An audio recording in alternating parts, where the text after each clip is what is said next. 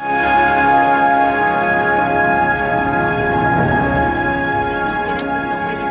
world has one interconnected ocean, a vast blue expanse critical to life on Earth. And there's no better animal to represent the story of the ocean with all its splendor and uncertainty than the killer whale, or as it's scientifically known, the Orcinus orca. The orca lives in every corner of the ocean, from the Arctic to the Atlantic, the Southern to the Indian, to the mighty Pacific and beyond.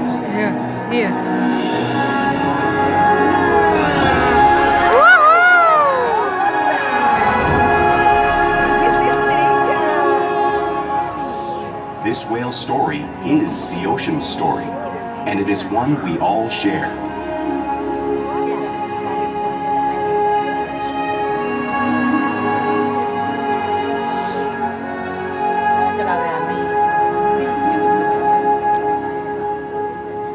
Welcome to SeaWorld's Orca Encounter. My name is Robin, and I'm honored to introduce to you these intriguing and majestic animals.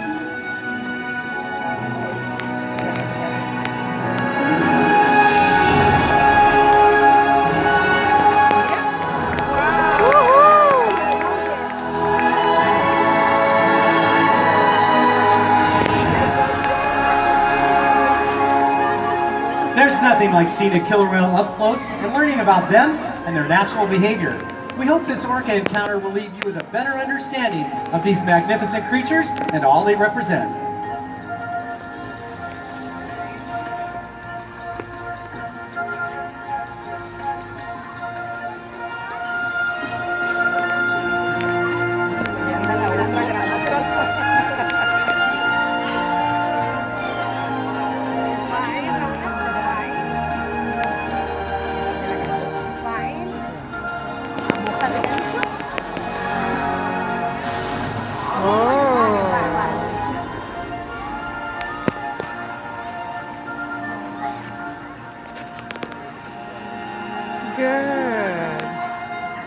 While they are found in every ocean, orcas living off the coast of Iceland are quite different than those near Costa Rica.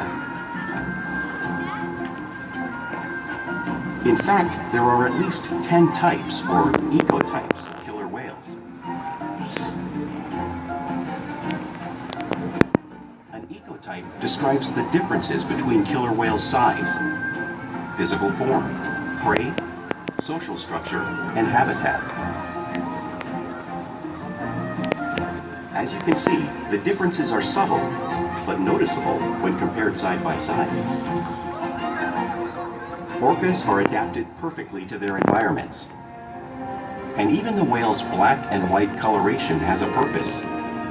It camouflages the outline of their bodies in the water, making it easier for them to surprise and catch their prey.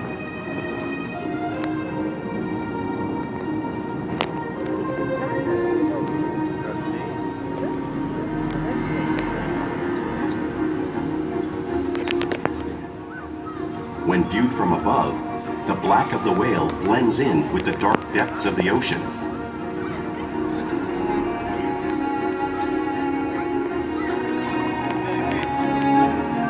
When viewed from below, the orca's white bellies match the brighter surface of the water, blending with the light above, giving them the perfect camouflage.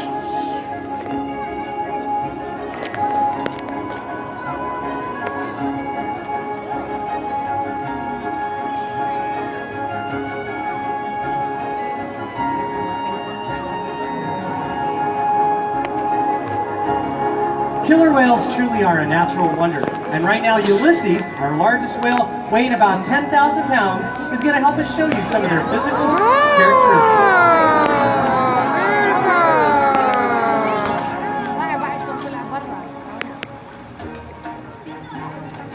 Their blowhole is perfectly designed for a quick breath at the surface.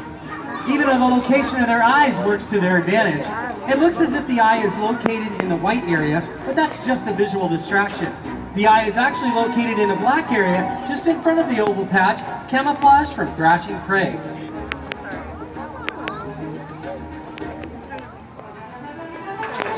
The fin on their back is called a dorsal fin and helps to stabilize the orcas while swimming fast. Wow. And it also helps regulate body temperature. The flippers on the side are called pectoral flippers and are mainly used for stopping and steering. If you were to look at an x-ray of a pectoral flipper, you'd see that it has a 5-digit bony structure in it, just like the human hand.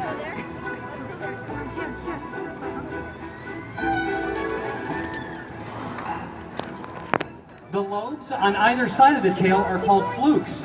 The tail flukes are the killer whale's engine, propelling them at speeds of nearly 30 miles per hour, just like some of our speedboats.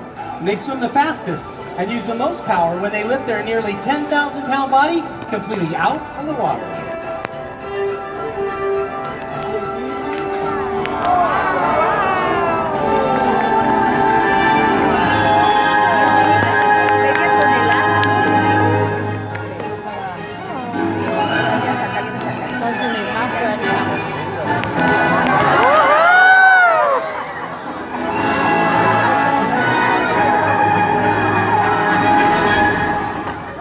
Oh my god.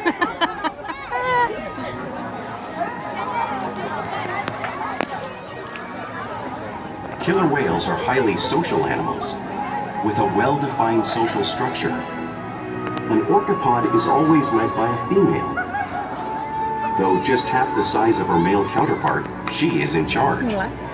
Yeah. Good. It's all about attitude, not size. Because they live and work as a group, orcas need to communicate with sounds and body language. Orcas use clicks for echolocation or navigation.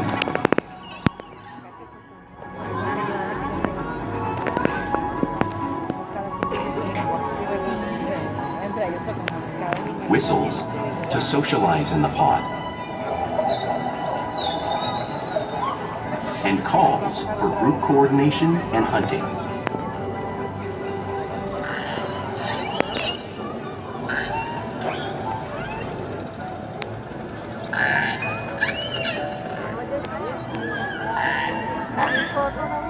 Vocal development studies here at SeaWorld show that early on, calves learn vocalization from their mothers. But as they grow, they learn from others close to them as well. This is a bottlenose dolphin call that Shuka learned and even taught other killer whales here at SeaWorld. In fact, orcas are the largest members of the dolphin family. Whales here and in the wild use vocalization to communicate all the time. Like all animals, killer whales use body language as a form of communication. For example, a pectoral slap is used to... But when they really want to be heard, they breach.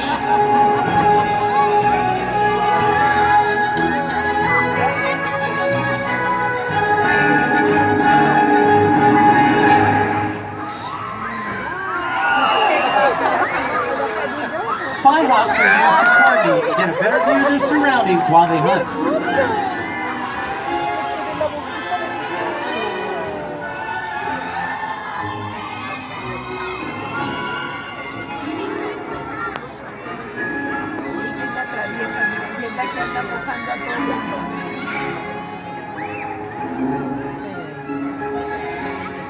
Fluke slaps are also another form of communication in killer.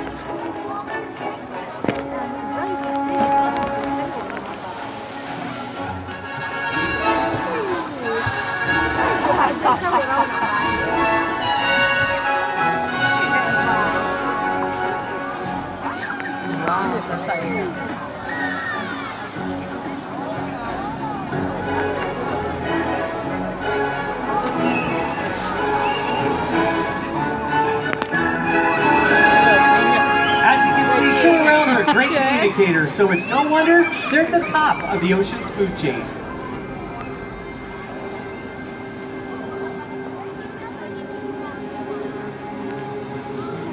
Killer whales work together to rear their young, protect their pod, and most importantly, pursue and catch their prey. Every day they cooperate to survive in the wild oceans of the world.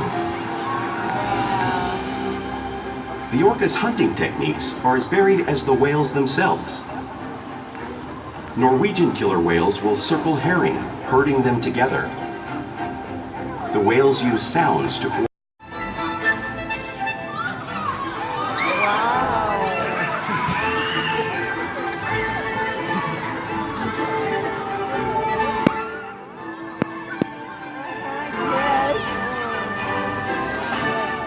Playful behavior has a purpose. A tail whip is used in hunting to stun fish. But today, these whales might just be stunning all of you.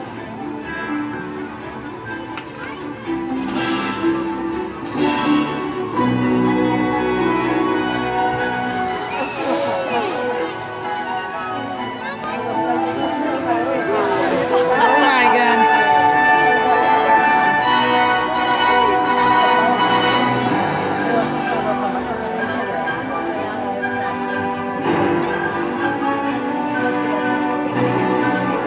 Next. Wow.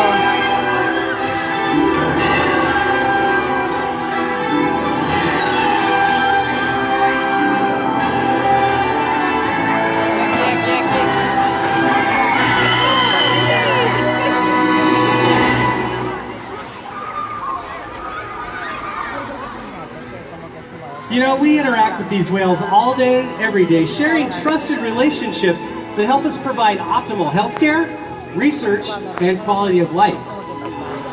The whales here at SeaWorld also take an active role in their own healthcare. You can look on stage right there. We're performing a sonogram on a whale right there.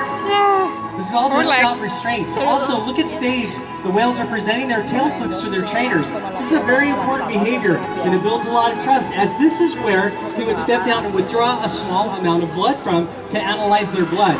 Very important information that we can't really obtain from animals in the wild. We've also trained them to slide up onto a scale so that we can routinely weigh them. We've been able to learn a lot about killer whale growth rates just from this simple information that we gather. And again, impossible information to obtain from animals in the wild. Very important.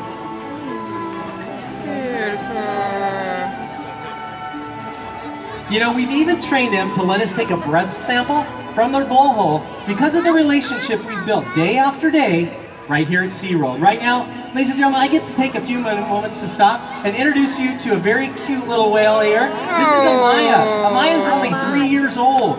She was born right here, and she is so much fun. She likes to play all day long. She has great relationships with her trainers. And you know what's really cool? Her mom and her dad are right here with us doing this. She's been doing fantastic here. We're all very privileged to be able to work with our 3-year-old Amaya. You know, we train these guys something new every day to stimulate and engage their mind. But diet, exercise, and of course play help keep our orcas in great shape.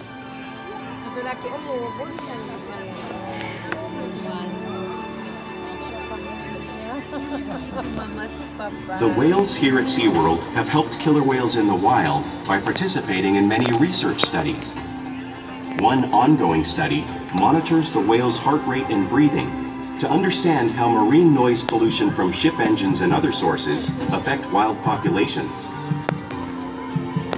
In another study, scientists from NOAA, the National Oceanic and Atmospheric Administration, took measurements of the killer whales living here, including pregnant whales. By comparing these measurements with drone footage of killer whales in the wild, scientists are able to monitor the wild population's nutritional and reproductive states. Other research has been done here at SeaWorld on the mother whale's milk composition. This research will help create an effective model to understand how toxins in the ocean impact wild killer whales and their milk supply. What we learn from the whales in our care every day is actively helping whales in the wild survive. And just by being here today, you've supported our rescue, research, and conservation efforts all around the world. If we work together, like the killer whale, we can protect the future of the Orcinus orca and this beautiful planet that we all share.